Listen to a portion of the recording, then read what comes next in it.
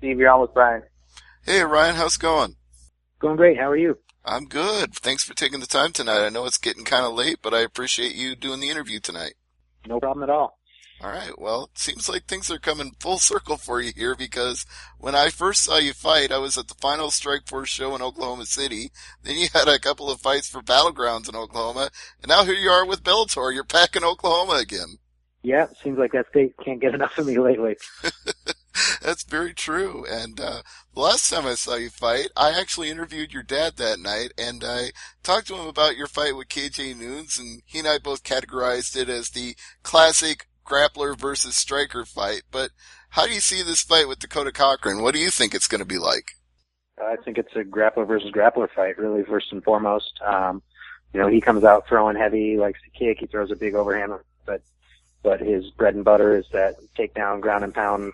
And then he likes to soften guys up and finish with a submission. So, I think I like to grind my way into that clinch, work for the takedown, and look for the submission once I get on top. So it'll be an interesting clash of styles. I think should make for an exciting fight. You're right. I've seen Dakota do that. I saw his fight at RFA in Lincoln, Nebraska against Efren Escudero, and that was pretty much his strategy the whole time, was just keep getting those takedowns and going for submissions, although that one ended up going to a decision. So it does seem to be his style.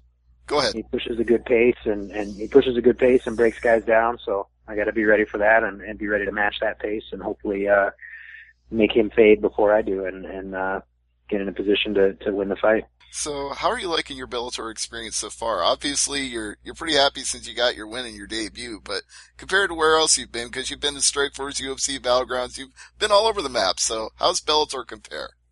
It's been great. Everyone's been very easy to work with, and I was really impressed with the way everything ran at the show in Michigan, my debut, and was very happy with the experience. Obviously, there's a lot of familiar faces now that Scott Coker's taken over and brought some of his people in, so it kind of felt like going back to the start of my career in a lot of ways.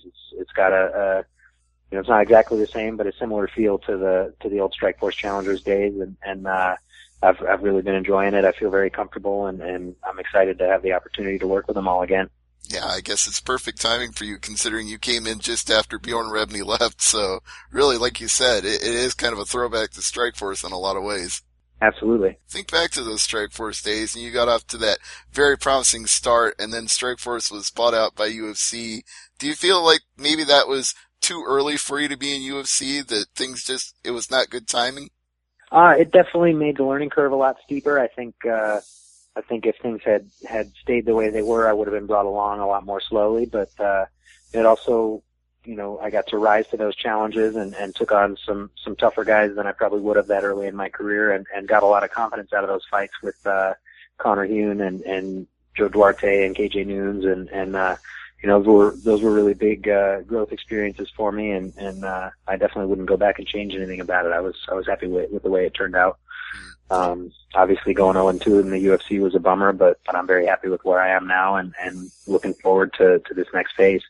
Well, and to me, this is just my own opinion, but it seemed to me like UFC was probably looking for a reason to cut you because things got a little fractious between your dad and Dana White. So do you feel like you get any additional pressure anywhere you go, Bellator, Strikeforce, UFC, just for being the son of a legend? It definitely puts a target on my back. Everybody wants to have a win over that last name. I think it tends to put a few extra eyes on any fight that I'm involved in, but overall, I mean, it doesn't affect things too much. Once the cage door closes, it's just me and they're fighting, so nothing else matters. It's true. It's one-on-one once the cage door shuts. So just in general, what are your thoughts on what your dad's up to these days? How are things in the Couture family as a whole? They're great. I'm really happy for him. He's on the road a lot, so I obviously would love it if he would land here in Vegas a little more often so we can hang out more, but he's having a really good time and really enjoying what he's doing, and I'm just happy to see him really living it up and doing what he loves. There's never been any thought of you being in an Expendables movie, right? Like it would be an Expendables 4 with him or anything. No, I can't imagine that's something that would happen. Never something I've ever seriously considered at all. That's fair. I mean, it is kind of his bag right now. But, 15, 20 years when you had all the success in the world and ready to do something else other than MMA, maybe that door will be open for you then. Yeah, who knows? If you'd asked me 10 years ago if I'd ever be fighting in a cage, I would have said no way. So things definitely change. But, yeah, it's just not something that's ever been on my radar. When do you make your trip out? When do you finally touch down in Thackerville?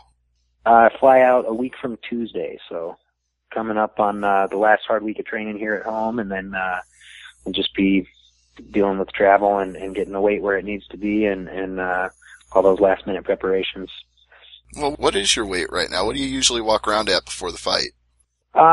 Typically I don't get much heavier than like 175, maybe 180 if I really let myself go. So this training camp's been a little unorthodox because I had scheduled my honeymoon before the fight got signed, and then ended up having a 2-week vacation that I couldn't change right in the middle of it. So I did after the training camp before, and then went away for 2 weeks and came back, and I've had to sort of get back on track and cram everything into these last 4 or 5 weeks. So that's made things a little interesting. Made the diet have to be a little more careful, but everything's coming along smooth, so I'm right on track. Well, now I gotta ask the obvious question. How do you even honeymoon then like that? What, can you fully concentrate and enjoy yourself when you've got a fight in the back of your mind when that comes up? It was pretty easy to not stress too much about it. We were over in Europe for a couple weeks and that was amazing. So plenty to take your mind off of the upcoming fight, over there. Oh, well, where all did you go while you were in Europe? We did a week in Paris and a week in Rome. Awesome. Yeah, there's a lot to see and a lot to do in those two cities. I'm sure you don't want to go to all the tourist cliches, but at the same time, you almost kind of have to see some of them. Yeah, we definitely packed them in and did a lot of walking around, so managed to not put on too much weight that way. And came back feeling fresh and ready to jump right back in, and training's been awesome ever since we got home. So I'm assuming honeymoon means that the wedding was not too long ago. I don't know what day you got married, though. It was back in October. We had a couple things come up, so we had to kind of delay it, but I thought that worked out well. How's married life treating you? It's fantastic. I'm very happy about it. Is it a situation where when you're in camp does it cause marital stress at all? Because I know a lot of guys have wives and families, and sometimes being away in training camp can be difficult, but how is it for you? No, it doesn't. I mean, obviously it changes up my eating habits and my ability to go out and do fun things. So I'm kind of a boring homebody who doesn't eat a whole lot during training camp. But other than that, it doesn't really have too much effect on us. We like to just kind of relax at home for the most part anyway. So it works out fine. Yeah, well, it's nothing wrong with that anyway, because a lot of guys who do go out and do things end up, having problems in their career later on because, you can abuse the liver that way, especially in Las Vegas. Absolutely. Speaking of which, do you ever find, just that scene in general, it is the fight capital of the world, and everybody wants to be there and everybody wants to have their fights there, but it seems to have that yin and yang. Like, it's great that, you can train there, you can learn there, you can work with the best there, but it's also a lot of temptation, a lot of partying. So what are your thoughts on Las Vegas generally? I think it just varies from person to person. For some people, it's a great fit. For others who are kind of drawn to that nightlife and the strip and the nightclubs and all that, then it's maybe not such a good fit. They need to be somewhere with a little less going on so they can focus on training. But I've never been super into that scene anyway, so it's pretty easy for me to set it aside and just focus on the fight when the time comes.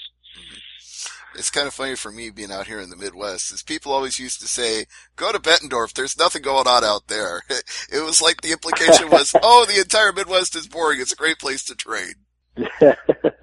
I think a lot of people have that idea about it. Yeah, but I could say it's not. There certainly seems to be fights going on here all the time, so I'm never bored, that's for sure. Lightweight title fight coming up on April 10th, Will Brooks and Dave Jansen. That might be too early. You might not be thinking about title aspirations in Bellator yet, but at the same time, I'd be remiss if I didn't ask. Yeah, I think, I just got to keep going out and fighting the toughest guys I can fight and string some wins together. And, if I have a strong year this year, then I'll definitely be in that conversation next year. So, I'm looking forward to staying focused and keeping myself busy and continuing to improve. And hopefully I'll be knocking on that door sometime next year. And if everything goes well, that'll be the conversation we'll be having a year from now. Very true. But if you had to pick one, I mean, Brooks is the champ right now. Jansen is undefeated in Bellator so far. So which of those two guys, if you had to pick one of them, would you rather face? Oh man, either one would be a great fight. They're both very, very talented. I think stylistically, Jansen might be a little more fun matchup for me, but I'd be thrilled with the opportunity to face off with either of them. All right. Well, I guess that's going to get all the major questions I had to ask, but of course, I want to give you the opportunity to do sponsorship plugs, social media plugs. Feel free. The floor is yours. Just as always, a huge thanks to my team over at Extreme Couture, and anybody who's coming to Vegas, come by and see us and get some training in, or just check the place out and have a look around. And you can check me out on Instagram and Twitter at Ryan D. Couture. All right. Well, Ryan, I really appreciate the time tonight. Thank you so much, and I hope you have a great fight coming up here in Thackerville, Oklahoma, the WinStar World Casino. It's going to be a great battle with you and Dakota Cochran. Thanks a lot. I appreciate it.